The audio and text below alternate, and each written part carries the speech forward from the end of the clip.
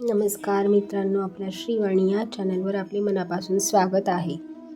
सुपीक मनावर नापीक मनाची सावकारी झाली की आयुष्य कर्जबाजारी होते. जगात तीच लोक पुढे जातात जी सूर्याला जागं करतात आणि जगात तीच लोक मागे राहतात ज्यांना सूर्य जागं करतो.